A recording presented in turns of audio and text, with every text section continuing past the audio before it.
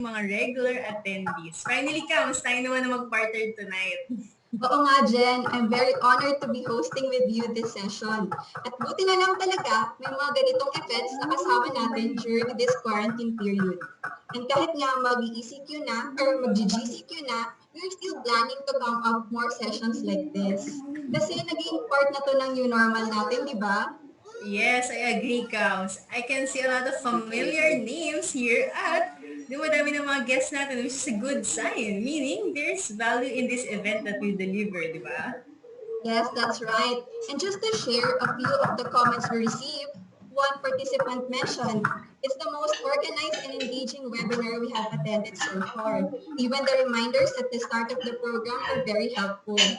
Yes, actually another participant also shared na, thank you for a fruitful webinar and for this bonus. More power to the team.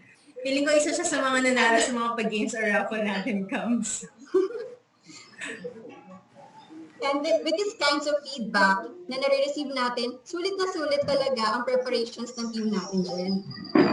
Yes, definitely. We would also like to acknowledge the presence ng participants natin who have been with us since session 1 with Sir Randall Kyongson, Sir Efren Cruz, Sir Michael Lobrin, Sir Chinky Tan, Edric Mendoza, Arun Gogna, and still present up to now. And to further welcome our guests in this learning session, may I call on Alexandre to District's Training Head and this webinar series project lead, Miss Patricia Dakanay. Hi, Miss Rixie.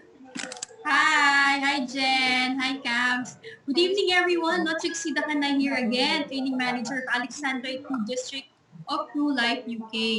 Here naman ako, no? When, Cams? Yes, you know. Alright. Welcome to another exciting edition of our webinar series brought to you by the Training Department of Alexandra 2 District. Yan, si Camille, si Jen, yan. This would be our 7th, no? Na as mentioned by Jen, this is our 7th in a series of webinars that aims to provide our True Life UK friends and clients added value just beyond selling insurance, no? Na-mention nga rin ni Jen, no? In the previous webinars, we touched on subjects ranging from economic outlook to coping with ECQs, to inspirational talks, or to even preparing them for retirement. And tonight's guest, he's one of my favorite motivational speakers and also a friend, and one of the most sought-after speaker in the country today. So, super excited na ba kayo? Ako, sobra excited na talaga. So, to get things started, let's go back to our host, no? Miss Camille Faye and Miss Genevieve Dinoy. Ayan. Enjoy, guys! Alright. Ayan. Camille, nakamute ka. Yes. Ayan, sorry. Thank you so much, Miss Trixie, for your message and to the whole team for being instrumental in coming up with this project. Mabuhay po kayo. Yes, thank you, Miss Trixie, and to the whole training department. So, as we move along, we would like to share some reminders to make this webinar session interactive and fun, and to create a worthwhile learning experience. So, some reminders for better webinar experience. First, please use your complete name as screen name for identification. Feel free to type in your questions sa Q&A box sa baba. Engage with the speaker and other participants through the chat box. Make sure i-send nyo to all panelists and attendees para mabasa rin ng iba, okay? And participate in our games. May games tayo later. Also, please answer our online survey to qualify for the raffle draw using the QR code. Have your QR code scanners ready? Or just wait for the direct link. Mamaya, isa-send po dyan sa chat box. Thank you, Jen. How about we try the chat box feature, guys? Can you type in where you are watching from right now? Ayan. Mark from Jakarta, Indonesia, from Dubai, Batangas, Rizal, Pampanga, Pasig. Ang dami.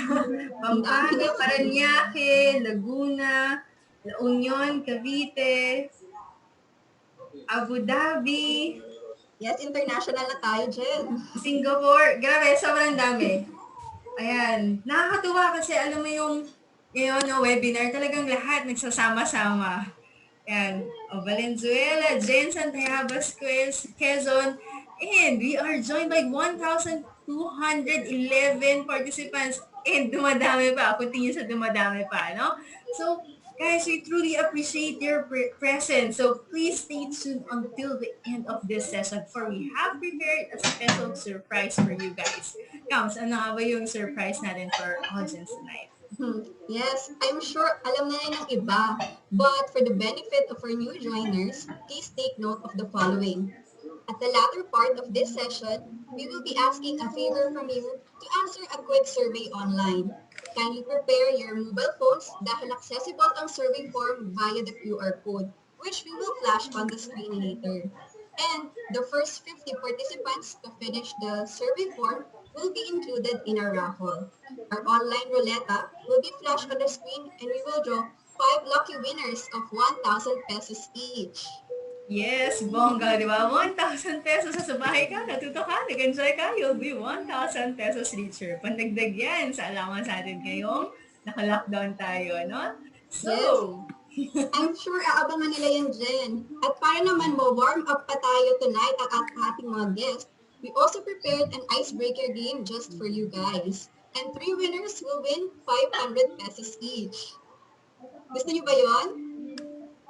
syempre, I'm sure gustong-gusto nila yon. And will not keep you guys waiting. Ayan, yes, gusto po namin yon.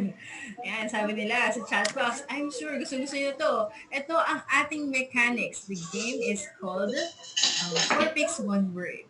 Simple lang. Ang mechanics, we will be flashing 4 pictures.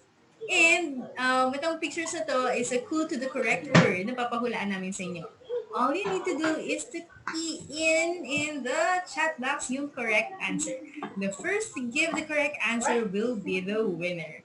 But for the interest of time in scrolling messages and validating the names of those who are first to give the correct answers, i-announce po natin ang winners at the end of the session. That's why it's important that you place your full name dito sa Zoom, okay? And stay tuned until the end of the session kasi baka ikaw ang isa sa mga mananalo. 500 pesos din yun. Yes, ang dali naman manalo niyan, Jen. Sana all. Pero, to our A2T financial consultants, para lang po ito sa ating mga guests. So, i-keep nyo na lang ang competitiveness nyo sa ating mga night huddle sessions, diba? For guests only, remember. Okay, I think everyone's ready. Please open the chat box to type in the correct answer. Alright, let's flash our first set of photos. Please ready your keyboards to type in the correct answer. Okay, ito na, Jen.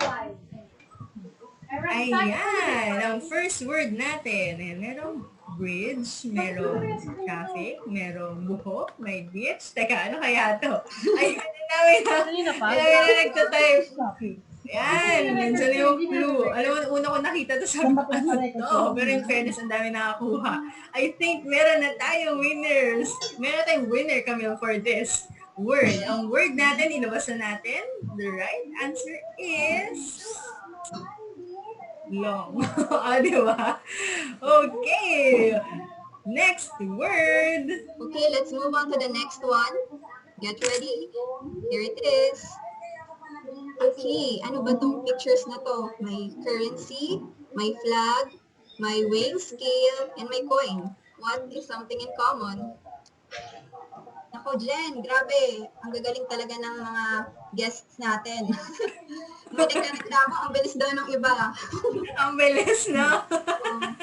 So I think we have a winner, but we will verify it later. So the correct answer is pound. Oh yes, pound ang tamang sagot. Okay, for the last one, ipa-flash natin ang third na photo. Ayan. Ano, sobrang dali. Hindi ko na i-describe kasi wala nila mag-describe ko. Baka masabi ko yung tamang sagot. Grabe, nakikita niyo ba guys, yung chat box natin? Sobrang dami ako ng tamang sagot. Ang bilis, sabi. Ayan. Ang tamang sagot for this is card. Ang dali lang, di ba? So, congratulations sa mga nakakuha ng tamang sagot. Yes, congratulations to all our winners. Our team will coordinate with you on how to claim your prize later. And we will announce it later too. So sa mga hindi nanalo, may chance pa naman kayo mamaya sa ating raffle. Yes, correct. At mas malaki ang at stake sa raffle, di ba? Moving on, now Camille, we have come to the most substantial part of our event tonight.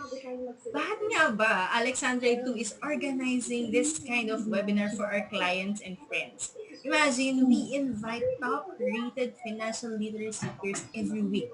Why is that so, Camille? Yes, that's a good question, Jen. Actually, we highly invest in giving value to our friends and clients through financial education. Pati nga tayong mga financial consultants, di ba, na-educate din. Kasi not all of us are prepared for this kind of crisis. So, as you know, ProLife's UK's mission is to take the risk out of people's lives and to help every Filipino from financial disaster. Part of that mission is to provide timely and relevant ideas that promote awareness and peace of mind, especially in terms of finances. And I'm sure madami naman tayo na-realize during this pandemic, di ba, Jen? Yes, I agree. Totoo yan, Camille. Kaya ako, very thankful din talaga ako to be part of Alexandra 2 and True Life UK. Promise, true story yun. Sobrang grateful din talaga ako. Kaya, tonight, Camille, we have invited a very special guest who will share tips on how we can manage our debts. Kaya ako, very curious and interested ako sa session na to. Dahil ang title ng session natin for tonight is Determined, Your Best Life Ever No Matter What. Okay? So Camille, please do the honor in introducing our guest speaker. Yes, thank you, Jen. Our guest speaker for tonight has done over 2,000 talks and over a decade of public speaking experience. He is the best-selling author of the books Unique, Understanding Others by Understanding You, Unique Youth, and DEBTermined, Take Control of Your Finances and Life. He also educates and entertains. He has conducted a lot of talks for various people from all walks of life, including company events, business conferences, corporate trainings, sales rallies, schools, and not-for-profit organizations. From speaking to less than 10 people for training workshops to keynoting to thousands of attendees, his primary aim is for a positive life change.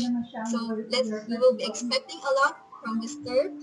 Without further ado, let's all welcome Mr. Jason Law. Hello, Cams, and thank you for having me. Thank you, A2, Alexandra A2, for having me again. And A2 has been my client since 2013. So everyone here, you are in very, very good hands.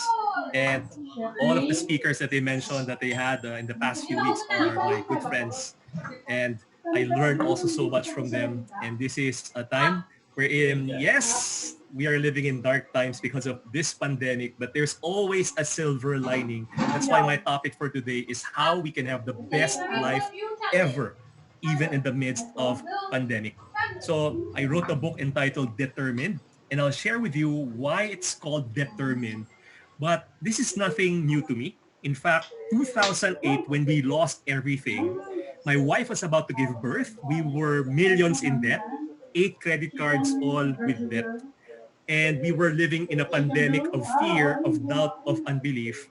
That's why when this happened, in a way, handa na kami. Kasi yung 2008, that was the worst year of my life. But today, I realized it was also the best year of my life. Because of that experience, it has made me wiser, stronger, and more, of course, dependent on God and grateful to Him as well. And, you know, my wife and I went to Green Hills this afternoon. This is the third time we went out in 2 or 3 months. But there's so many things that we should be thankful for. And I was so thankful for driving through in McDonald's. I've never thanked God for that. I've never thanked God for going to a bookstore. We went to a bookstore in fully booked. It's open in Santolan Town Center. And my goodness, those small things that we have so many things to be grateful for. So today, as we discuss finances, it's interesting because when I spoke in A2 2013, we just recovered a year after a year, and then I spoke there. I was also with you guys last year in Tagaytay to speak to almost 1,000 Brew Life financial advisors from here, also in Singapore and Malaysia. And we need groups like this. And I'm grateful also for groups like this that can help spread a virus of positivity for a change. So you can follow me, my social media handles. That's Jason Law. And this is my website, jasonlaw.com. I wanted to show you a picture of my mom who passed away almost 10 years ago. And my mom changed my perspective. My dad had a business before and it went bankrupt. And he passed 5 years before my mom. So they left us with very, very a small, not really an inheritance, but maliit lang yung naiwan sa amin. Tapos yung mom ko, she knew that when I lost everything, we were deep in debt. And she told me secretly, Jason, you know, I have a little savings. I want you to have it first. You pay me when you recover and you use it muna. Sabi ko, Mami, okay lang kasi baka kakailanganin mo. Sabi niya, no, it's okay. You need it more than me. And then my mom was diagnosed with cancer. And then finally, she was in the hospital. And naka-oxygen mask. Yung siblings ko, hindi pa kumakain lahat. Naiwan ako dun sa ICU with my mom. And hinihilit ko yung noo ng mom ko. Sabi ko, Mami, mahal na mahal ka namin. Hindi ka namin pababayaan. We love you. Don't be worried. I'm just here. We are just here. Tapos inangat ang mom ko yung oxygen mask niya. Tinignan niya ako. Kala ko maghuhuling bili na. Sabi ng mom ko, anak, huwag mo na lang hawakan yung noo ko. Ang gaspang kasi ng kamay mo eh. Mamamatay na, nagbibiro pa. And then she said something to me that really broke my heart and touched it at the same time. She told me, Jason, you know the money that I lent you? It's yours. Sa'yo na yan. Bigay ko na yan sa inyo. Gift ko yan sa'yo. Alam mo yun, it broke my heart because I wanted to pay my mom so bad. But we were deep in debt. And I can't do anything about it. And it touched my heart because it changed my perspective with money. It changed my perspective with debt. Ever since that time, I told myself, I will never have debt again. I will pay people my debt, all of them, to honor my mom. To honor my mom. And that is the secret in life. If you want to be successful in life, and I'll be talking about this right now, this is just it. The meaning. Your meaning. Change your meaning and it will change your life. Change your meaning with money. Change your meaning with gratitude. Change your meaning with what's happening now in this pandemic. And it will change your life for the better. So I wrote this book, DEBTermined, in 2014 when we recovered. And I spoke, this was way back 2010, in a small theater, around 300 people. And I told the audience that we had 8 credit cards, all with debt. And we paid off each one of those credit cards. And there's only one remaining. And I pulled out that last card. I told them this is the last credit card and we paid it off a few days ago. So 7 credit cards, last one, 2 days ago we paid it off. And I got a pair of scissors. I told them this is what you call plastic surgery. And I cut that card off and I shouted, freedom! Kasi mga tao nakatunganga lang sa akin, no? Sabi ko sa kanila, wala akong pakialam kung feeling niyo corny ako. But I'm a big fan of the movie Braveheart. Sigaw ko ulit, freedom! Nagulat ako, buong auditorium, sigawan lahat, freedom! Alam niyo kung bakit? Lahat pala sila may utang din. Okay? So, I can see you guys in the chat, in the chat. Not you, but I can see, wow, dami na pala, no? Parang hundreds na yata to. Okay, sino sa inyo dito, you are in debt? Yan. Can you put it in the chat box? Debt? Okay, me. Okay. Now, who among you here, you are hoping and praying that your debt disappears? You put I. I naman tayo, I. Good. Now, who among you are hoping and praying that the person you owe money to disappear? Yan. Okay, wag na kayo sumagot. Wag na kayo sumagot. Yung iba sumasagot. Baka matupad ang panalangin. Wag. Masama yun. Dapat pinagpe-pray natin sila, di ba? Lord, wag. Masama yun. But it's interesting, pagdating sa finances natin, pagdating sa financial freedom, it's a matter of, as I mentioned, changing our perspective. Okay? So, we have to learn how to take ownership. Here's a reality check. Bakit ba hindi nagsisave yung mga tao? Yung reality check natin ahead, it's because of this. Bakit hindi sila nagsisave and bakit hindi sila nag-invest? Unang-una, because of a lack of urgency. In fact, I teach this to financial advisors that ito simple lang, no? Picturean nila yung kausap nila. Tapos show lang this app that makes us old. This is me today. Okay? And I'm actually 42. I know, I look around 20 plus. It's okay, don't have to comment. But one day, I'm gonna look like this. Right? This is my daughter. My daughter is now 11, turning 12. One day, this is going to be her. Tatanda din tayo. Correct? Pero hindi natin nakikita yon kasi nakafocus lang tayo sa present. We have to look at ourselves 5, 10, 15, 20 years from now. So yung nangyari yung pandemic, 2008 pa lang, I told myself, this is not going to happen to me again. And now, we're okay. But I'm just worried with our family, with friends na naapektuhan. I want to do more so that I, in a way, can help more people. And I believe all of us are called to be in that position. Pangalawa naman is a lack of knowledge. 2014, I spoke to almost 1,000 police officers. Actually, before the lockdown, I spoke to soldiers and mga firemen. My topic is also about personal finance and business 101.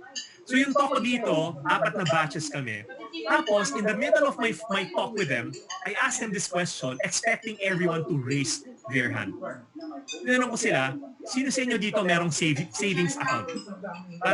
Parang yung question na sino sa inyo dito kumakain araw-araw. I expect ko magtataas lahat ng kamay. Nagulat ako dun sa attendees ang nagtaas ng kamay. Less than 5% of the attendees. Less than 5%. So marami sa kanila, wala palang ATM, walang savings. Yung ATM lang nila, pumapasok lang doon yung sahod, tapos yung iba nakasanda na. Tapos yung nag-invite sa akin, his name is Colonel Romana. And he said, you know, Jason, I'm an investigator before. And as an investigator, this is what we ask ourselves. We ask ourselves the question, why? And once we answer the question why, we will unearth another why, we will dig for another why until we reach the root of the matter. And we found out one of the reasons why yung hindi lahat, okay, not all, but a significant number now of their police force are corrupt. It's because of financial literacy. Hindi sila marunong mag-handle ng pera. And because of that, the crime rate in Cebu dropped by 40% even before my talk with them, because this is what the very first finance talk that I ever had. So, napaka-importante, no? Ang layo nung sagot, nandito yung problema. Ito pala yung sagot. Ngayon naman, ang mga police, mahirap naman for them kasi dumoble ang sweldo nila eh. Mga soldiers, okay, mga firemen. Ngayon, hindi nila alam kung saan ilalagay yung pera. And if we don't know where to put our money, mas delikado, mas nakakatakot. Dahil money, the more money we have, we can be prone to do foolish things. So, here's the number 3 reality check, lack of initiative. Now, is savings or saving a choice or a need? Can you put it in the chat box? Para sa inyo, choice ba siya or need? Okay, need, good. All caps. Fantastic, both. Okay. A lot of people answered need. Sige, let's find out. Now, spend less than you earn and do it for a long time, then you will be financially free. Is this true or false? I believe most of us here will say true. Correct? Now, let's see if this is a true statement now. This is, of course, Michael Jackson, if you are a fan of Michael Jackson. And Michael Jackson actually is very, very, very successful. At one point, he signed a contract worth $1 billion. At one point, he sold a total of 750 million records. He's not actually successful or very successful. He's very, very, very, very successful. But did you know that Michael Jackson, before he died, 2 years before he died, it was reported that he owed around $27 million for his Neverland Ranch, his amusement park. And when he died, it was reported that he owed around $300 million. I don't know about you, no? Maybe all of us here. How many are we? 1,000 plus of us here. 1,700 of us here. Combined, our income might not even reach the level of Michael Jackson. But you are actually more successful financially than him. Because Michael Jackson, when he died, he lost everything. He was millions and millions in debt because he doesn't know how to handle his money. He doesn't have any investment outside of what he was doing, singing. Walang taong yumayaman or nagiging successful dahil lang sa kanilang earned income. I have never seen anyone become financially free based on their earned income alone. So it's important for us to understand that we have to invest early, wisely, and regularly. Invest wisely, early, regularly. But we have to know also where to invest. Warren Buffett said this, I never invest in anything that I don't understand. Okay? So it's good that you invest in something that you understand and a reputable company. That's one of the most, if not the most important of all. So, is investing a choice or a need? It is now a need. Alam niyo ba kung bakit dati choice ang investing? Dati kasi, noong 1984, ang savings rate natin sa time deposit sa bangko, umaabot ng 34% in the 1990s. Okay? 1980s. 1997, ang interest rate pa sa time deposit, umaabot pa ng 17%. So ang mga tao, hindi talaga nag-aaral ng investing, nilalagay lang nila yung pera nila sa bangko. Ngayon, pag nalagay ka ng pera sa bangko, ang tutubuin yan, 1% meron pang taxes yan. Okay? So it doesn't make sense anymore unless it's an emergency fund. Now you have to look for ways to invest it. You don't earn your way to financial freedom. Find ways to let your money work for you. Efren Cruz, one of your speakers, said this, spend less than what you make and invest the difference. Spend less than what you make and invest the difference. So 3 things I want to share with you in terms of money and having your best life now, no matter what. Yung no matter what na yan, napaka-importante yan. Kasi yung mga no matter what, those are principles that you can live by. So when I started my career, I told myself, no matter what, I will have integrity. No matter what. So when I had businesses before, there were instances wherein pwede ako mag-under the table deals. Hindi ko ginagawa kasi beforehand, I decided already. Early in life, make major decisions so that the rest of your life, you just manage those decisions. Early in life, make major decisions so that the rest of your life, you just manage your decisions. Dr. John Maxwell said that. So early in my life, I made the decision that I will be faithful to my wife no matter what.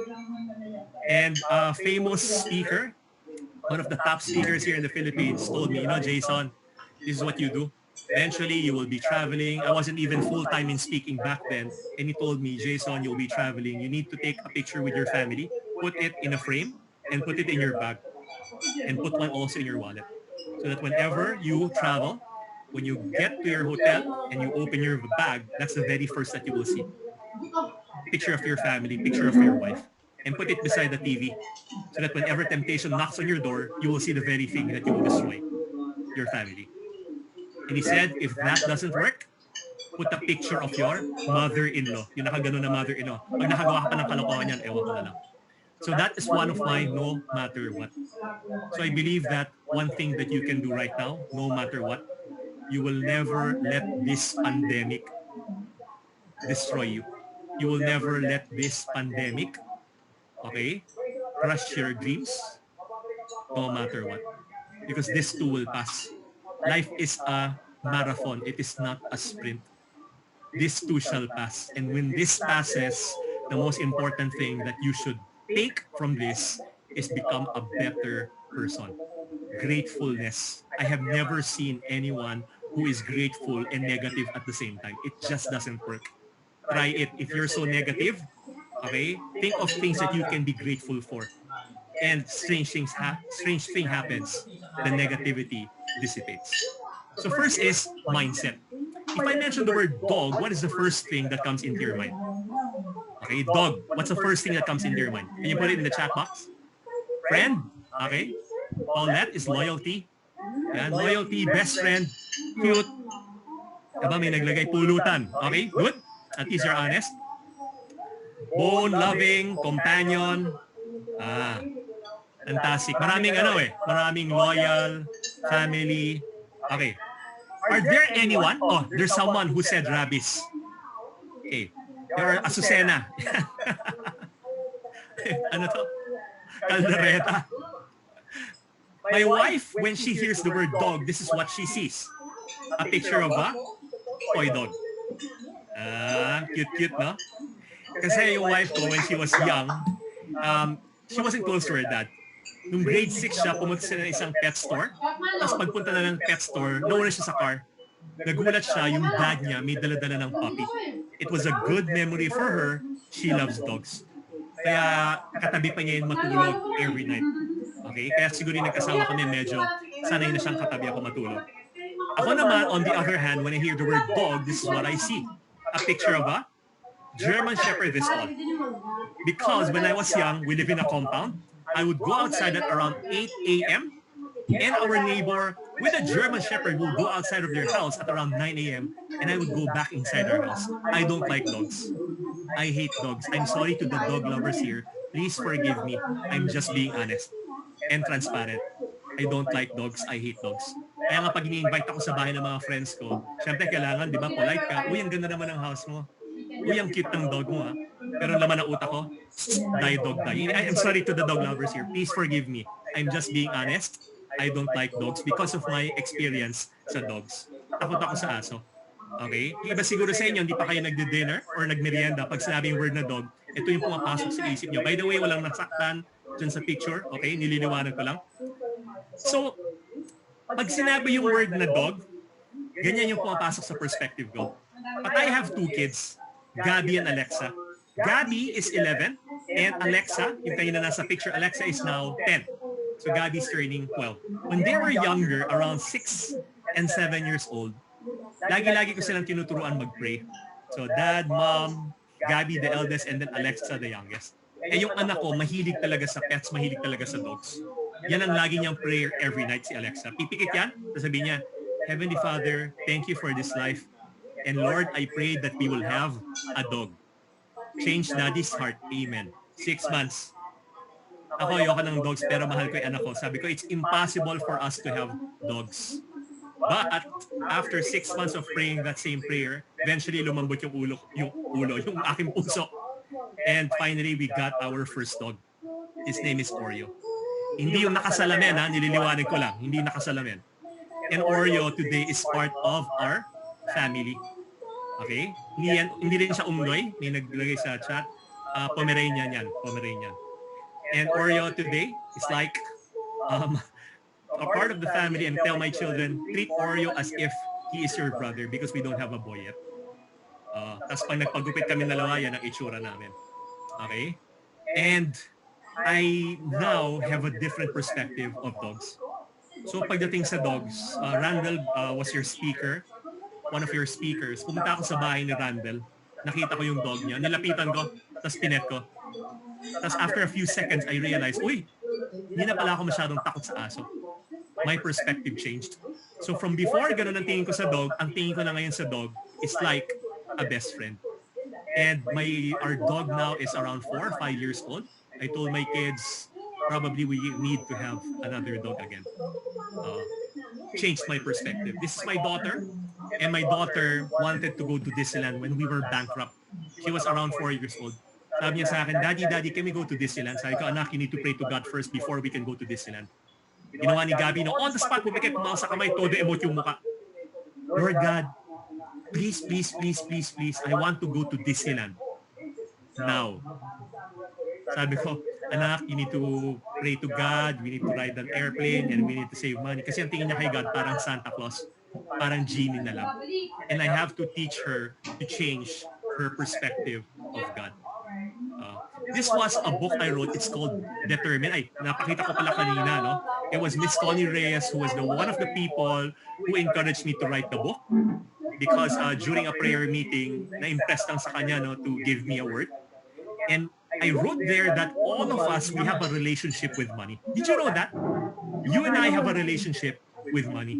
And going back, I realized that I'm so sensitive when it comes to debt because I want to honor my mom. And I know that my mom loves me. And I just wish that she's here today to see how I recovered and what I'm doing now, encouraging others to achieve financial freedom. But it remained in my heart. Some of us, this is our relationship with money. While others, ito ang relationship natin sa pera. Correct? Ang galing ng mga Pinoy, no? Biruin mo. Tayo lang ang nakaisip ng ganito. Hindi pa tapos yan. Meron pa.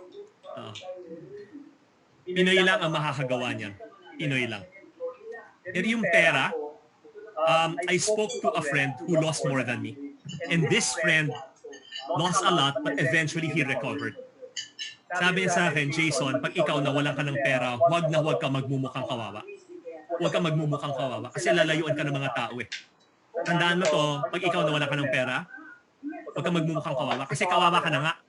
Magmumukha ka pang kawawa. Ang tawag na sa'yo, chihuahua. Ever since that time, I never considered myself poor. Never. Because poor is a state of being. I only considered myself broke. Because broke is only temporary. One day, matatapos din yan. Honestly, sino sa inyo dito broke kayo ngayon? Pakilagay nga sa chat box. Broke? Diba? Biglang 1,000 nag-raise hand. Okay, ito sabihin ko sa inyo ha. Hindi broken-hearted ha. Yung iba, wala pang Valentine's Day, broken-hearted na kagad. Broke, one day matatapos din yan. You can be broke now outside, but here, you can be rich. So, that time, even though we were millions in debt, I never considered myself poor. Because alam ko, through hard work, perseverance, and the right vehicle, one day, I will be financially free. One day, I will be financially free. The mindset. Mindset dictates everything. Two kinds of mindset. Growth mindset and fixed mindset. Fixed mindset, pinanganak ako ng mahirap, mamatay ako ng mahirap. Growth mindset, pinanganak ako ng mahirap, kasalanan ko kung namatay ako ng mahirap. Two different perspectives. Fixed mindset, bawal mag-fail. Growth mindset, okay lang mag-fail kasi it's part and parcel of success.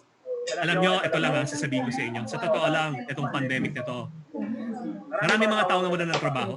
At sa totoo lang, may mga nagne-negosyo na hindi na in other words, kailangan na nilang isara yung negosyo nila. At meron ako mga nakaka-counsel naman ng ganyan. Sabi ko sa kanila, it's okay to quit. But never give up. One day, babangon ka ulit. Okay lang mag-quit. Yung kasabihan na winners never quit and quitters never win, that's not true. Because winners quit all the time. But listen to this. They just quit the right things at the right time. Yung iba sa inyo, yung career nyo ngayon naapektuhan na walang kayo ng work, malapit na magsara yung business nyo. Tapos sasabihin ko sa inyo, growth mindset, laban lang. Tapos gamitin nyo to. All the pain that you are experiencing right now, gamitin nyo yan. Because pain can be turned into something beautiful. That one day you will use that pain to rise up and to show people that if I can do it, I will help you do it also. This is Lou Alcindor, mga mahilig sa basketball dito. Si Lou Alcindor, he is formerly, he is Kareem Abdul-Jabbar. Pinalitan niya yung name niya, and this is college. And Lou Alcindor was so dominant. So dominant. No one can stop his dunk shot. And because he was so dominant, pinagbawalan ng college basketball, NCAA, yung kanyang move. So anong ginawa ni Lou Alcindor?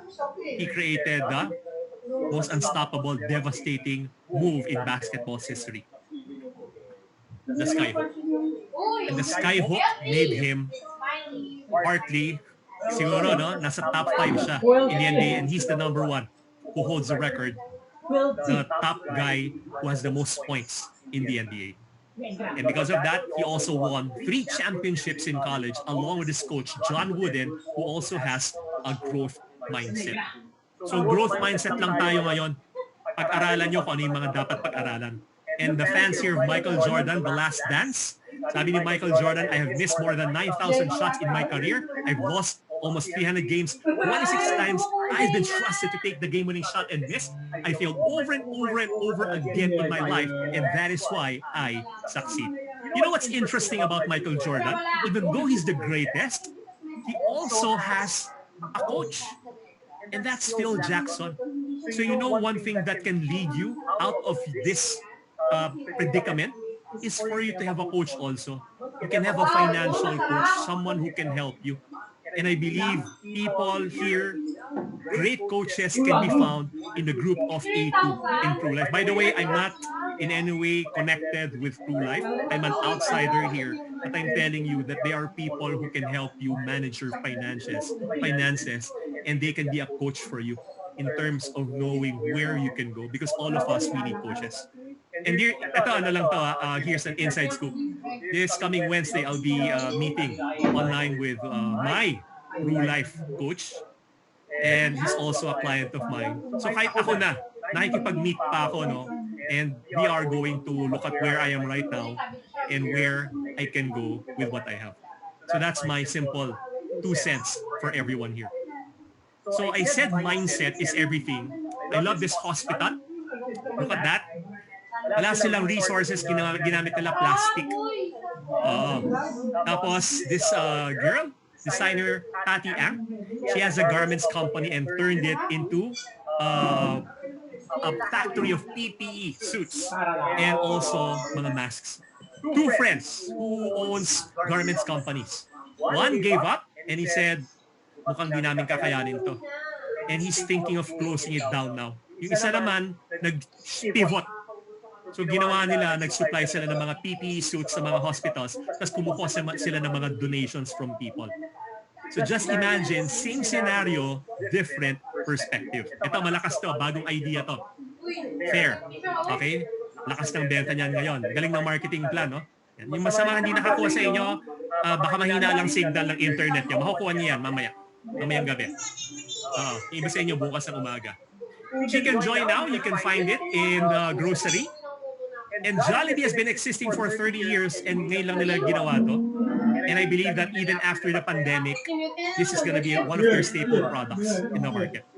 McDonald's also did the same. Here's Serenity, my favorite drink. Home Kit, okay? And Potato Corner also doing that now. So now what is something that you can do? I want you to watch this video. And do you know how to open a banana? How to peel a banana? Watch this video.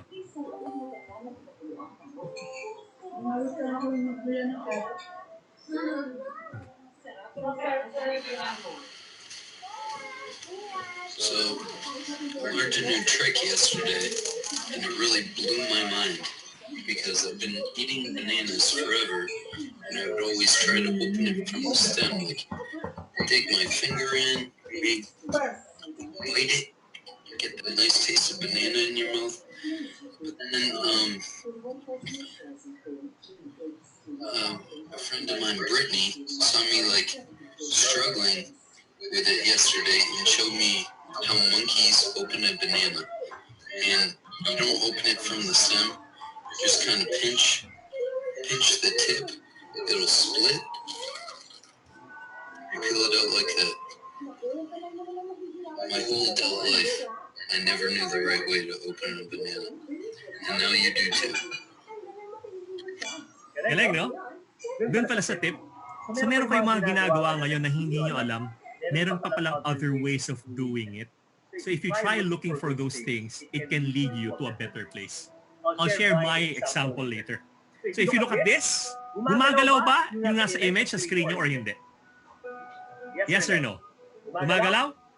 Okay, some said yes. Gumagalaw, yes, yes, no, opo, yes. A lot said yes. Actually, yung screen nyo ngayon, hindi siya gumagalaw. O na image dun sa screen, it's not moving. It's called an optical illusion. So, mukha lang siyang gumagalaw. So pag tinitignan ko siya, mukha siyang gumagalaw. Ganyan ang buhay natin. Kahit hindi totoo, dahil sa mga nangyayari around you, nagiging mukhang totoo. So kahit nasabihin ko sa sarili ko, hindi gumagalaw, hindi gumagalaw, hindi gumagalaw, hindi gumagalaw, pero mukhang gumagalaw eh. Kaya kailangan, di tayo nakatingin sa paligid natin, nakatingin tayo dun sa direction kung saan tayo pupunta. Do not focus on your fears. Focus on your needs and focus on your wants, and you will get that. But if you focus on your fears, you will get that too. Now listen to this. This is Viktor Frankl. He wrote the book, Man's Search for Meaning. And Viktor Frankl, he probably is 100 times worse than you and I during his time. He was trapped in the Nazi concentration camps. The Germans, they started occupying the different countries in Europe. And there's this one. And he saw some of his loved ones, his family, killed in front of him. And he was tortured along with millions of Jews. And he said the only thing that kept his sanity and kept him going is his meaning. He also said, those who have a why to live can bear with almost anyhow. This is one of my favorite books. Now listen to this. Look at me, listen to this. This will change your life. 99% of your performance, 99% of your achievement, 99% of what you will get in life is dependent on your meaning. Change your meaning, it will change your life. So yung nawalan kami ng negosyo, nagbago yung meaning ko. Ang tingin ko doon, sa nawalang pera ngayon, tuition fee. Napakalaking tuition fee lang. Pero yun yung meaning ko. Battle scars that will make me better, wiser, and stronger. That's the first one, mindset. Here's the second one, skill set. I know you have been through a lot of speakers already in the past few weeks, and all of them are great. And I want to share with you a different perspective of finances. Okay? Yung skill set natin, iba-iba kasi yung mga personalities natin. And I wrote a book about it. It's called Unique Understanding Others by Understanding You. And you can use it in terms of money. How do you handle your money? So whether you are a dominant, that's the eagle over there wearing black, the dominant eagle, or a rooster, influential rooster, or a steady carabao, or a corrective tarsier. So once you understand your personality, maintindihan mo kung bakit ganyan yung nangyayari sa'yo. So my daughter is a high influential rooster. Halos masira-siraan na ng bait sa bahay. Umiiyak na minsan. I miss my friends. Tapos pag niniro mo, tatawa ulit. Kasi ang mga influential roosters, they love people. Okay? But that's also their weakness. I'm gonna talk to you a little bit only about this, but I want you to watch this video.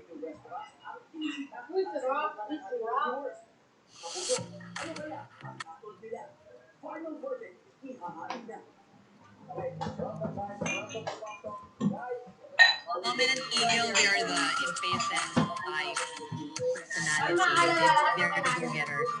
The best characteristic of being an influential rooster is that we are very strong in ideation. As a steady cat, I tend to be loyal.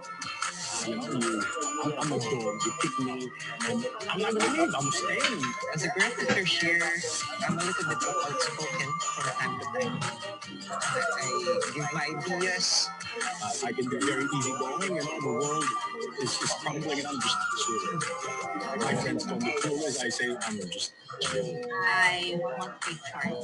And I accept challenges. I love challenges. I would have so many ideas in my head that sometimes I have to look for a switch just to turn it off. And if I know that there's something that needs to be corrected or needs to be done immediately, I will tell them. Because of my strong personality, employees tend to just keep quiet. The difficulty with being influential rooster is that we can have all of these ideas, we would want to accomplish them, we would want to start them, confident, but somehow, somewhere along the way, we can't run out of steam. It takes time for me to change. I like things steady, slow, and repetitive, and very habitual. And it's hard to be a person out here who want to always right. It is the book that helped me, not only me, but my husband and even my employees. It has helped me better understand myself and understand others. I recommend that you read this. You want to get better in understanding other people. This is the book for you. Yeah, someone asked if you're a combination. Yeah, you can be a combination of two. Mostly we are like that. And the dominant ego are those who are bold investors. And they are they have a strong personality. So malakas ang loob ng mga dominant eagles. Yan ang kanilang strength, yun yung nagiging weakness nila. Sobrang lakas ng loob. They just go with it and without really studying it. And the dominant eagles, they can be intimidating, but they're also go-getters, as what Cars mentioned a while ago. And the dominant eagles, they are people na if there is a wall in front of them and they need to go to the other side, they will look for a way to either smash through that wall. If it's too hard, they will look for a way to go around it, go over it, go under it, whatever it takes. If you tell them it can't be done, they will prove you wrong. Michael Jordan, The Last Dance, he is an example of a dominant eagle. And it's so obvious because their favorite P word is powerful. Favorite song, My Way. So the dominance, what you need to do is to study first what you will get into. Yan yung mga madalas nagne-negosyo. Tapos magaling sa simula. After that, pag nagkaroon na ng mga details, kailangan na i-manage. Nahirapan na sila, they will move on to the next challenge. So you have to be more patient. And you can work well with people as long as you are patient with them. So the bold investors, those are the dominant eagles. The second one are the influential roosters, and these are the savvy investors.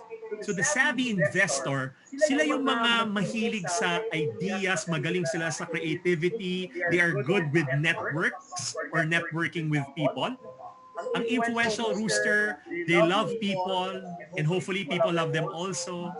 They are gregarious, they can think of ideas, and they can be a connector. They will connect you to different people, their friends, their contacts. What's their weakness? Influential roosters can lack focus. Sila yung tipong naglalakad yan. Uy, ang ganda. Ay, ganda rin ito ah. So they can easily be distracted by shiny objects. Kasi yan yung mabilis na, yung mga makakalimutan. Yung mga halimbawa, nagpunta ng mall, nag-park sa basement 1, hinahanap yung kotse sa basement 3. Ganyan yung mga influential roosters. So mga influential roosters also, listen ha, influential roosters, the high influential roosters, they are the people who are not very good with money. Kailangan nila ng forced savings kasi kung hindi, ang pera nila malulustay lang, mawawala lang. Magaling silang kumita ng pera kaya lang they can't keep it. So it's better for them to have forced savings. Okay? So that's the influential rooster. Ayan, may iyak. Katrina, it's okay. Mga sobrang rooster dito. Yan, kaya maghanap kayo ng financial advisor. Steady Carabao naman. The Steady Carabao, my wife is actually a Steady Carabao. Ang Carabao, yung wife ko, katabi ko lang yan ha, naglalakad kami. Tapos malilate na ako sa meeting. Paglingon ko naman ganyan, layo-layo na. Tapos, tatawagin ko yan, Kat. Titingayin sa akin. Tapos maglalakad, cool na cool pa rin. Yung mga tao na hindi nagmamadali, yung mga walang sense of urgency, tapos hindi sila masyadong na-excite. Uy, nanalo ka ng loto, 1 million talaga. Yung mga ganon. So my wife is like that. Kaya minsan yun ang nagiging namin away namin. Hindi siya makapag-share ng kanyang feelings. Tapos mag-order kami ng food, naka-order na ako, siya nag-iisip pa din. Minimum order time mga 30 minutes. But what I love about my wife is she is consistent. She's consistent. Kahit itong lockdown, consistent pa rin siya kasi our kids are homeschooled. So she's very consistent, one step at a time, and she's very patient. She's very patient. When we lost everything, she looked at me straight in the eyes without even saying a word, as if telling me she believes in me at a time when I don't even believe in myself anymore. So ganun ang mga Steady Carabaos. What's their weakness? Ang weakness naman nila, ng mga Carabaos, sila yung mga ayaw mag-decide, lalo na yung mga major decisions. Tsaka yung mga Carabao, sila din yung ayaw ng confrontation. So they are the steadfast investor. Pagdating sa pera, gusto nila safe lang. Yan yung lahat ng pera nakatago lang sa savings account. And remember, if your money is in savings account, kinakain din yan. Nababawasan yan. So every year, nababawasan yan ng 4 to 6% by the invisible thief, which is called inflation. Kasi yung pera nyo na 100 pesos, pag tinago mo lang yan, or even ilagay mo sa bangko, mangyayari dyan, after a year, yung 100 pesos, it's not the same amount anymore. Don't get me wrong, I'm not saying na huwag kayo maglagay ng pera sa bangko. Kailangan rin natin yan, especially for emergencies, just like what's happening now. But in excess of that, let your money work for you. So sila, sobrang safe ang nagiging problema. And finally, the intelligent investor. These are the corrective tarsiers. Yung corrective tarsiers, alam niyo ba yung tarsier? Yung ulo nila kaya nilang iikot 180 degrees to the left or to the right. Kasi ang mga tarsiers, they are analytical, just like the corrective. Take note, sabi ko 180, hindi 360. Pag 360 yung ikot ng ulo nyon, possessed yun, ibig sabihin. So, ang mga corrective tarsier, yung mata nila is as big as their brain. So, analytical yan mga yan. Ang corrective, pag pumasok yan sa room, nakikita nila 3D or 4D. So, correctives, they are good with numbers, analyze, they love charts, statistics, they love to research. What's their problem? Their main challenge is analysis paralysis. Sa kaka-analyze, napaparalyze. Uy, magandang investment to, inaral na. Kapag invest na lahat ng mga kasama, siya, inaaral pa rin niya. Meron ka isang friend na ganyan, executive gain sa isang company. 1 years ago, we've been talking about businesses already. I've started more than 10 already. Guess how many he started? 0. Employee siya ng company kasi kahit na ang dami niyang ideas, he doesn't act on it. So corrective tarsiers, act on it and be less pessimistic kasi medyo nagiging negative sila mag-isip, yung mga corrective tarsiers. So those are things that you can understand, you can learn from, because what may work for the dominant may not work for a steady. Kasi dominants are aggressive. So if you're a steady and you become aggressive, it's not you, it will be detrimental to your health. Kaya kailangan makilala nyo kung sino kayo. And the third that I'll be talking about is the heart set. So mindset, skill set, and heart set. By the way, for those of you who would be interested, these are my books. I have 3 unique books. Unique Youth, where there's a test there for you to understand who you are. May score. Yung Unique Youth, in-introduce ko dyan yung 5th character, which is the learned chameleon. And then Uniquely in Love, my wife and I wrote that in 2018. Magkakaiba siya, kahit na same personality types yung book. And then of course, my book, DEBTermined. You can take a picture of this and you can email us at info@jasono.com. If you tally the amount of my books, it's 1,700. Okay? So if you get it from this program, from this event, I will just give it to you at 1,000 pesos for all 4 books already. By the way, you can't find this in my website, because we always sell at regular price. And this is my added value for the attendees here in Alexandria 27. So I hope this will help you, especially in this time of pandemic. But my promise for you is that after you read the book, you will never look at yourself the same way again. And this will help you understand your strengths and to focus on your strengths to move forward. Heart set. Heart set is about knowing that life will be hard, life will be difficult, but no matter what, I will not give up. No matter what, I will not give up on my family. Times were hard when Jollibee started. Alam niyo ba ang Jollibee? Nag-start yan as a franchise. Alam niyo kung anong franchise yan? Wala niyo kung anong franchise ang Jollibee. Ilagay niyo nga. Yan. May nagsabi, sana manalo ako para pambili ng book. Parang nagpaparinig ka. Ice cream, very good. Anong klaseng ice cream? Ayun! May nakahula. Magnolia ice cream. May nakahula, mukhang napaghahalataan ng generation. Alam niyo ba yung Jollibee? It started as a franchise of Magnolia. Maliit lang sila, tapos inayos sila yung sistema nila. Gumawa sila ng system and they went up against the biggest fast food chain in the world, McDonald's. and they won here in the Philippines and parts of Asia. And Jollibee is now a powerhouse. By the way, McDonald's also started from ice cream. Ray Kroc, the owner who bought it from the McDonald's brothers, he actually was a fast food, soft serve ice cream fast food machine vendor. Sorry. Ano, na bulol-bulol ako. Yung soft serve ice cream machine. Ano siya nun? He's a salesman then. And then, binili niya yung McDonald's dun sa McDonald's brothers. That's Jollibee for you. SM, 1986. During the time, EDSA, diba? The People Power Revolution, daming umalis sa country. Mr. Henry C., the late Henry C., put up SM.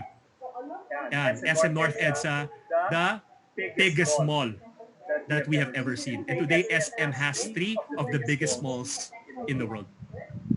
And this is Oishi. Oishi 1993, during the time when China was still dark, they invested there, they put up a factory there, and today they have multiple factories in China and they've grown into a global brand. And this is Sun Cellular. Sino sa inyo dito nagkaroon kayo ng Sun Cellular? Pakitype doon sa chat box Sun. Yan. Okay. A lot of people raise your hand, more than 100. Immediately raise your hand. People said that this will not work. They will lose money. It's impossible for you to make money if you will make it unlimited. What happened? 2011, they were valued when they were acquired around 70 plus billion pesos. And of course, we know Mang Inasal, King Japsia, the youngest billionaire. A lot of people didn't believe him, but today, the youngest billionaire also started a real estate company with the owners of Jollibee. By the way, may lumalaban ngayon kay Injapsia. Bago, inasal din ang negosyo niya. Open for franchise. Ang pangalan, kung may Mang Inasal, yung sa kanya, Mang Inasar. Maasar ka sa sarap. Okay? So dun sa mga gustong kumuha ng franchise yan, antayin niyo muna bago matapos ang pag natapos ng pandemic. These are some talks that I did earlier this year. This is for a group of 2,000 salespeople. This one is for a bank. This one is for an automotive company. Through God's grace, we know everything is through God's grace, especially now. Through God's grace, I had 40 speaking engagements, January and February, in the first week of March. 40. And just like that, everything was taken away from me. Everything was taken away from me. No live events. I'm expecting the worst. I'm expecting the best, but preparing for the worst. I don't think there's going to be a live event this year for me. But what did I do? Just like what Kareem Abdul-Jabbar did, I pivoted. And this is the first time that I have done talks like this because I don't have time. I'm always out. And now there are people from different countries, from Europe, from the US, from Dubai, who join my programs. Just yesterday, I had another one. And I'm more free to do things because I can do it at the comfort of my home. And people can do it and watch the programs at the comfort of their homes. Never lose hope. Man can live 40 days without food, 3 days without water and still exist, 2 minutes without oxygen and still live. But no man can live without 1 second of hope. If there is no hope in the future, there is no power in the present. And please don't tell me, Jason, mabilis mag-pivot kasi speaker ka, I can do online. Ang dami mga speakers ngayon, walang trabaho. And that could have been me also if I wasn't willing to change my perspective and have that growth mindset. And if I can do it, I believe all of us here can do it also. Sino sa inyo, inabot niya yan? Actually, hindi ko alam kung ano yun eh. Nakwento lang sa akin. Dati, yung panahon nila, pag ikaw kumuha ng picture, di ba? Ang tawag dyan, ano? Anong tawag? Film. Sige, aminin ko na. Kasama na ako dyan. Yung film, dati ngayon kasi ang bilis ng selfie na lang. Labas na yung cellphone eh. Selfie ka na lang, ang bilis. Pero ngayon, dati pala, film. Yung film na yan, meron kang ilang shots. 12, 24, 36, di ba? Tapos, after yan, natanggalin mo yung film. After yung film, dadalhin mo saan? Isa kompleto, 12, 24, 36. Saan mo dadalhin yung film? Sa Kodakan. Para ma-develop. Tapos yung film na yan, ilalagay yan sa isang dark room. Yung dark room na yan, yung film, nandun lang yan sa loob. Hindi siya pwedeng mailawan. light cannot come in because that light can destroy the negative, can destroy the film. And it goes through 9 chemical processes. 9 chemical processes. So nag-aantay ka ng mga 1 week, nagdadasal ka na, di ba, Lord, sana hindi ako nakuha na nakapikit. Hindi ko nakuhaan yung tuhod ko. After 1 week, paglabas yung picture, perfect. Why? Because it has gone through the dark room. A lot of you here, you are in a dark room now. Pero kailangan yung pagdaanan yan. Kailangan yung pagdaanan to. Kasi pag napagdaanan niyo yan, paglabas mo ng dark room, you will be a person that God called you to be. A person that will shine. And just like Job in the Bible, when God has tested him, he came forth as gold. In fact, itong pinagdadaanan nyo ngayon, hirap man sabihin, no? Enjoy nyo lang yung season na yan. Kasi, pag na-enjoy nyo yung season na yan, pag natapos na yan, mas may enjoy nyo after. Because you know how fortunate you are, even though you have gone through dark times. And at the end of dark times, there's always light, and you will see a rainbow. This is the Bible, and in the Bible it says, Proverbs 22:1, a good name is more desirable than riches. To be esteemed is better than silver or gold. Mawala na lahat, nasira na lahat, wag lang yung pangalan nyo. Wag lang yung pangalan nyo. Pero ito, no, this is a test for us. This is another verse in the Bible in Deuteronomy 28. It says here, Deuteronomy 8, it says here, the power to get wealth. God has given us the power to get wealth. In some translations, it is the ability to make wealth. The word power there in the Bible, there are some words that are actually describing something else, or the meaning is something else. Not literally the word that it speaks of. The word power there in Hebrew, because this is from the Old Testament, it comes from the word koak in Hebrew. Koak, parang palaka na koak. Koak actually means, yan, yung meaning ng koak is internal fortitude, yung strength mo. So yung power before, nanggagaling sa strength mo. Kasi in ancient times, hindi nila sinasabi na, oh, may God bless you with more money. They don't usually do that. What they say is, may God bless your health. May God bless your strength. Because alam nila kung may health ka, may strength ka, you can make money. Pero pag may pera ka, wala kang strength, wala kang health, then mawawala din siya. But the other word there, which is more impressive, is the word wealth. And it has no connection with money whatsoever. The word wealth there in Hebrew comes from the word hayil. And the word hayil there is valor. Another word for valor is character. So the Bible says that the ability to produce wealth comes from our strength of character. Yung character natin ngayon tinetest para pag lumabas ka, you will be good. That test will become your testimony. And that test will become your greatest blessing. Because walang taong yumayaman na hindi nahihirapan. At pag hirap na hirap ka na, alam mo kung ano yung dapat mong gawin. Kasi pag hirap na hirap ka, hindi ka titigil hanggat makalabas ka doon. That's what happened to me. And again, I believe that is what's going to happen to you. In Proverbs 22:7, it says here, the rich rule over the poor and the borrower is slave to the lender. By the way, kaya ko sinishare yung Bible, no? A very successful businessman, I was having coffee with him when I was 21 years old. Sabi ko sa kanya, what is your secret to success? Sabi niya, I read the Bible every day. Ha? Bible? Di ba ang Bible sa mga religious lang yan, tsaka sa mga pious? Sabi niya, no, Jason, the Bible is very, very practical. Did you know that if you read the Bible, you will find out that there are more than 500 verses when it comes to faith, less than 500 verses when it comes to prayer, but more than 2,350 verses when it comes to money and possessions. In fact, God in His divine wisdom, He knows that we are going to talk about money daw almost every single day, even compared to central doctrines like heaven and hell. Ang Bible daw, money, possessions, 2,300 plus. Pero ang heaven and hell, less than 50 verses lang. Kasi alam na hindi natin pag-uusapan yan. Ang pag-uusapan lang natin parate, pera. Diba? Come to think of it, when was the last time you talked about money? Diba? Almost every day. Ako kanina, binili kami. Pera. Pero yung heaven and hell, ako yung heaven and hell, sa totoo lang, last time na narinig ko yung word na heaven and hell, grade 6 pa ako. Just imagine. Out of all people na nagsabi pa sa amin, PE teacher namin, tinakot kami ng PE teacher namin in his class. Sabi ng PE teacher namin, guys, are you ready? Ready guys? Everyone, stand up. Ready? Everyone, we're gonna exercise. Inhale.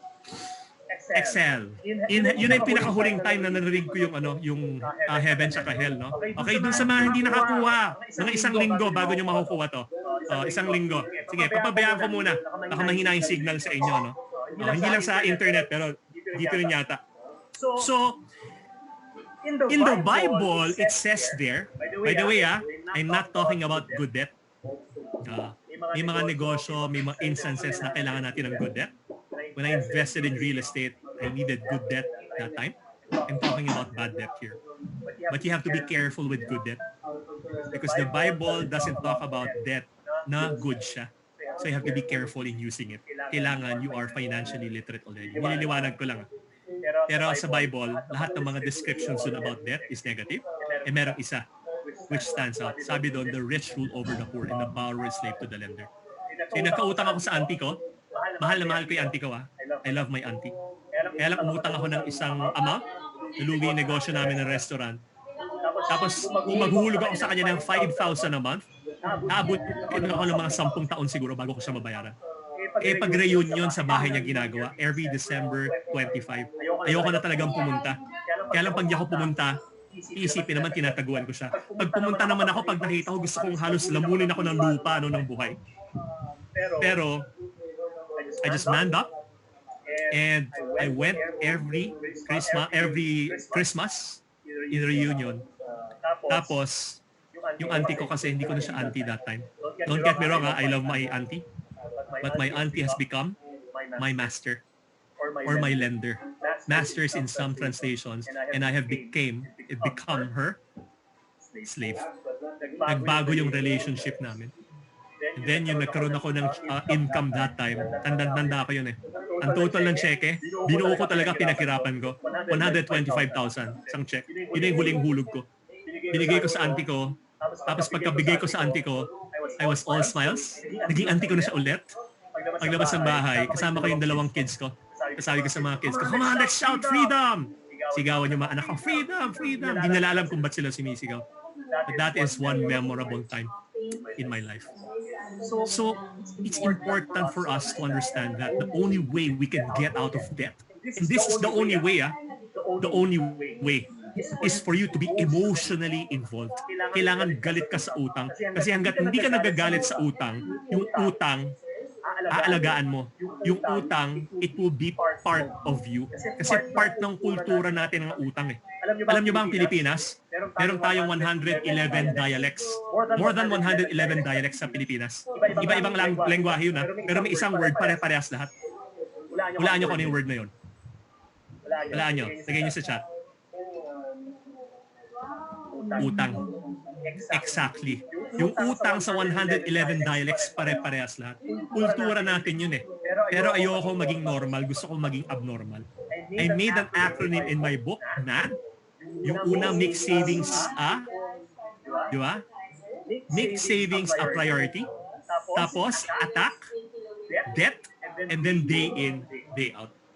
Day in, day out. Isang secret kasi for us to be financially free, and this is from the book Automatic Millionaire, na pag ikaw nag-invest ka, automatic na, hindi mo nang iniisip, pumapasok na dun yung pera. Pumapasok na dun yung pera. Kasi pag iniisip mo pa yan, every month or every year, minsan mahirap. Pero kung meron kang pera na hindi mo na nakikita, automatic nang nagsisave and invest, right? Then that can be a big help for you. Make savings a priority. Attack debt. Be mad with debt. You have to be emotionally involved. Nantingin mo sa debt, nakakasira ng buhay mo. Kasi totoo naman eh. Parang yung asawa mo, may kabet, hindi ka naman papayag eh. Ganun dapat ang tingin mo sa utang. And you have to act day in, day out. It is going to be a process. Are you learning thus far? Nag-enjoy ba kayo? Okay? Thank you. Fantastic. I'm enjoying as well, even though I can't see you guys, and this is really new for me. But right after the lockdown, I've done many talks like this, and I think this is going to be our new normal in the next few months, possibly this whole year. But I can't wait to get back out there and to do live events again. This was our restaurant. It's called Little Poon. A partner ko si Richard Poon. But we're still very good friends. He also sacrificed a lot. But that time we had our differences. But today we changed our meaning and we are closer. We are like brothers now. Ito yung restaurants namin, may commissary kami, and we invested a lot of money. This is what happened to me. I wasn't kidding. Yung sinasabi ko sa yung mukha kong kawawa, nagbago talaga yung itsura ko. This was me when I lost everything. But you know, when I recovered, because of the help of my family, my wife, my real friends, and of course God, ito yung luma kong profile pic. I'll show you my new profile pic. But before I show you my new profile pic, ito sabihin ko sa inyo, the number one quality that you need to have in order for you to be successful is humility. You have to be humble or you will stumble. So with all humility, this is what now my profile pic para lang makita nyo. Yan. So kailangan humble tayo. Hindi dapat tayo nagmamalaki, nagyayabang. Kailangan lagi tayong humble. Actually, pag tinanggal ko yung t-shirt ko, ganito yung itsura. No? Kaya lang hindi ko napapakita. Wala na tayong time. Wala na tayong time. Tsaka baka hindi na ako ma-invite ulit dito. Yan. So, yan. Gusto rin kayong batiin ng partner ko. Sabi ni Jody, hi daw. I'm gonna end with this. Okay. By the way, for those of you who visits my website, jasonlo.com, there is a box there where you can put in your email address, and we will give you a bonus chapter of my book, DEBTermined. By the way, that bonus chapter is not included in the book. It's called Wealth Busters, and it's really a good read. It's really a good read. So you can visit my website, jasonlo.com, and there's the box there. Put your email address. We will email you that mini book. It's called Debt Busters. The reasons why we get into debt. I'm gonna end with this. Womang Yu wants to have a breakthrough 2020. Okay? Sige, raise hand. Very good. Now, listen to this. This is very, very, very, very, very, very important. There's no breakthrough without breaking. There is no breakthrough without breaking. Breakthrough happens if you are broken. That's the only way you will have a breakthrough. A seed, when you plant it into the ground, it will start to germinate once it's exposed to heat and water. But that seed will start breaking until it becomes something new. It becomes a plant. And that seed, the food within the seed is called an endosperm. Okay? And that seed is called an embryo. And when that breaks, it will now start to anchor, have roots, and now start a process called photosynthesis. Right? I know a lot of you were absent yung tinuro yung photosynthesis. Okay lang, you don't have to pretend that you know. But ang plant, pag nag-start na yung lumaki, it will reach the proper season. What is the proper season? The proper season is, comment, may science teacher daw dito. Ma'am, sana tama itong tinuturo ko.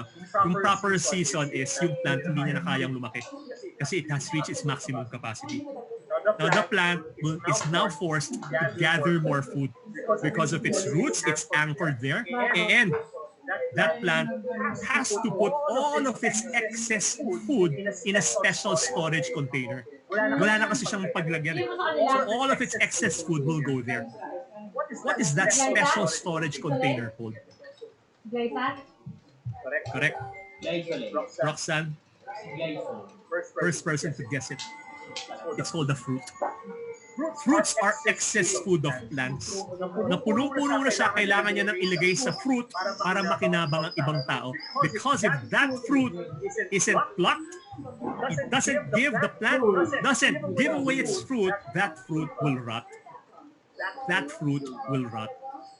So in this pandemic, do not pray this prayer. This is the prayer of a selfish person. Lord, just give me enough to provide for my family. That is a prayer of a selfish person. What you should be praying for is, Lord, give me so much. I don't know how, I don't know when, but Lord, give me so much right now so that I can give to others, so that I can be a blessing to others. Because that fruit, when you give it away, ibang tao yung may kinabang, pero within that fruit lies another seed, and that seed is what you call your legacy. Meaning, 99% of meaning.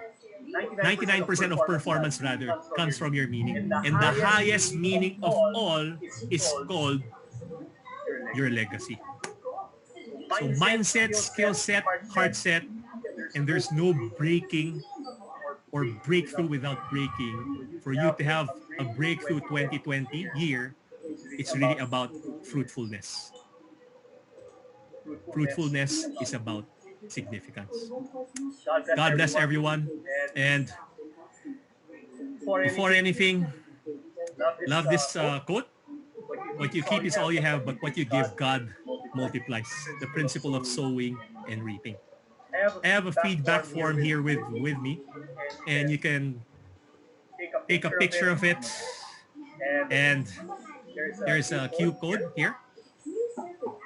Give me your feedback. Also give this to the organizers, my friends with A2, with Alexandra A2, and I much appreciate it. Thank you so much. If you enjoyed the program, can you say I enjoyed it, or enjoy na lang din sa chat natin.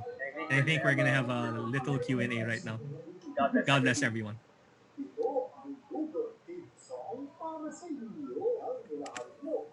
Ayan. Thank you so much, Sir Jason. Ang naming mga natutunan sa inyo. Actually, hindi ko na-iisa-isahin, pero it's more on realizing na, alam mo yun, sir, very inspiring siya kasi iba-iba yung situation natin lahat ngayon, no?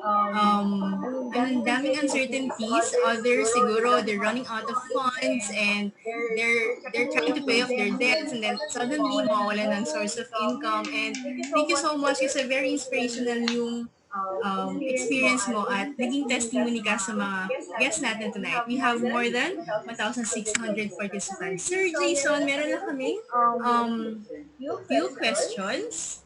Yan, nakuha from our audience. Ito yung first question. Ako na magkasabi. Can you tell us, Sir Jason, steps or ways how to finish off our debts? And also, paano ma-avoid magkaroon ng utang? Jen, thank you. And siguro kaya ganito rin ako magsalita dun sa mga participants, because I know what you're going through right now, because I've gone through it before. So, mahirap siya talaga, and minsan wala talagang solusyon sa problema natin. Kailangan lang natin siyang pagdaanan. Dun sa debt, you have to understand that the most powerful financial principle is contentment. The most powerful financial principle is contentment. So you have to be contented and don't try to compare yourself to others. So kailangan emotionally involved ka para you can kick debt out of your life. It's a process. So you start off with the smallest debts that you have. Kasi nga, I'm sure you've heard this already before. Money is 80% behavior and 20% head knowledge. So pagdating sa pera, laging yan, yung behaviors natin, our perspective, also our mindsets, not really what we know. Kaya marami mga tao, di ba, magagaling. Pero pagdating sa pera, B-O-B-O. In English, di ba, Tangi. So meron akong mga kilala, accountants, ang lalaki ng mga utang. Paano nangyari yun? Di ba, accountant ka? Kasi nga, it's more on our behaviors. So you check those behaviors, and also I believe that's why you have events like this. You look for a coach, a financial advisor who can help you with your finances, and they can get you closer to your goals. Yan. So, keyword dyan, guys, is contentment para maiwasan natin magkaroon ng utang. Yan. So, Camille, ayan. Meron next question si Camille. Also have a question here, sir. Do you advise having debt to start up a business? Definitely not. Because ganito yung problema eh. Pag wala kang pera, you become creative, money can make us stupid. Money can make us foolish. So ito yung negosyo mo, ito yung abilities mo eh. Pag nangutang ka, ito yung pera mo, ito yung abilities mo, naiwan, kasi biglang laki yung negosyo mo eh. Pero pag nag-start ka dito, maliit pa lang, paikutin mo ng paikutin yung pera mo, lumalaki yung business mo unti-unti, pero yung abilities mo sumusunod din siya. So sabay siyang sumusunod. So dadating yung point na baka kailanganin nyo mag-umutang para sa business nyo. So 3 things. Una is you can look for partners. Rule of thumb, kung hindi mo kailangan ng partner, don't. Kasi panibagong pakikisama yan. But pag may partners ka, it also helps you more, it helps you be more disciplined. Ibig sabihin, disiplinado ka kasi black and white dapat eh. As long as parehas kayo ng values ng partner mo. Saka ito hindi na pag-uusapan sa negosyo to. Pinag-uusapan parati sa negosyo pag magkano kung anong kinita natin, anong hatian. Pero dapat pag-usapan nila pag nagsara tong negosyo, anong hatian natin. Ano yung ating mga liabilities. So that's one. Pangalawa naman, and the best is paikutin lang natin yung pera natin. Yung surplus natin, slowly but surely. Okay, what's the rush? Diba? Unti-unti. And then the third one is borrow money. But you borrow money only if your business has grown already and earning consistently. To make it conservative, probably in 1 year, consistent yung growth natin. But when you borrow, just borrow a certain amount, not an amount that you cannot manage. Tapos paikutin niyo yung pera sa business yung mga 5 to 10 times. So lahat ng inikita, hindi pala 5 to 10 times, 10 times or longer. Ikot lang ng ikot, ikot lang ng ikot. Yan yung mga ginagawa ng mga successful na businessman. Yes, thank you so much, Sir Jason, for sharing those tips to us. So guys, nakuha niyo ba yun? Okay, Jen, what's your next question? Ayan, sir. Ito, isa pang tanong. What should I do? Invest or pay off debts? What should I do first? You don't invest if you have debts. Kasi may utang ka eh. Ano pag yung investment mo nawala din? Tandaan niyo yung investment, yan yung pera na kahit nawala, hindi ka matatakot. So, hindi ka iiyak, in other words. But ngayon, meron naman mga investment na maliit, di ba? Yung monthly, pwede ka na mag-invest ng a smaller amount, right? Like a 500, 1,000 or more. So, you can choose those investments also. So, let's say may utang ka. Tapos meron kang utang and may savings ka, anong gagawin mo? Babayaran ko muna ba yung utang ko o magsisave muna ako? Ang sagot dyan, sabay mo. Isabay mo yung pagbabayad ng utang paunti-unti, tapos sa savings mo, sabay mo din. Kasi pag binayaran mo lahat ng utang mo, tapos nagkaroon ka ng emergency, what will happen? Utang ka ulit. So sabayin natin. Pero rule of thumb, kung may utang kayo, pay your debts first before you start investing. Unless if it's an investment na kaya nyo, maliit, that can be a form of savings as well. Grabe, sobrang dami po talaga namin natututunan sa inyo, Sir Jason. Any questions, Cam? Yes, ito na po, last na, sir. And what would be your top 3 things that you would like to tell our guests tonight, and or which will be our call for action? Call for action, since our topic is determined. So first is that is not the answer. That is not the answer. Or that is not the answer. Lagi ko tong sinishare sa mga participants ko sa seminar. Tatanungin ko sa kanila, kaya nyo bang mag-save? Maraming mga nagsasabi, hindi na namin kaya mag-save tsaka mag-invest kasi wala kaming pera. Sabi ko, may pera kayo na pupunta lang sa iba. Kasi kung may utang ka, what happens? Yung utang natin napupunta sa interest. Pero yung interest na yan, napupunta sa ibang tao. So yung savings na dapat napupunta sa iyo, napupunta sa ibang tao. So that is never an answer. Second is contentment. Most powerful financial principle. I believe the best thing that we can learn from this pandemic is contentment. We don't need a lot of things. First time kong kumain sa bahay ng 2 buwan. Homemade food na hindi kami kumain sa labas. Before kumakain kami, minimum 3 to 5 times every week. Ang laki ng savings namin. Di pa ako bumibili ng kahit anong damit or sapatos. Pwede naman palang ganon. So contentment. And the third one, this is my personal conviction, and I believe it can also change your life. It's really about God and others. Sabi sa Bible, di ba? the greatest commandment of all. Love God with all your heart, soul, mind, and strength, and love others as you love yourself. Those are my three things. Ayun. Thank you so much, Sir Jason Lo. Salamat talaga kasi sobrang nakaka-inspire and I think sobrang naging productive ang aming weekend dahil nakinig kami sa inyo. At sulit na sulit talaga, sir. Thank you so much and we hope to work with you again in our future projects. Thank you po and mabuhay po kayo, sir. Hey, thank you. And thank you, Thank you Miss so Ano. much, Sir Jason. Nice seeing you again. Thank you, Cams. Thank you, Jen. Thank you to all the participants. God bless you all. Okay, guys, don't forget to leave a feedback for Sir Jason dun sa sinend niyang QR code earlier. So, ano naman masasabi niya sa discussion natin tonight?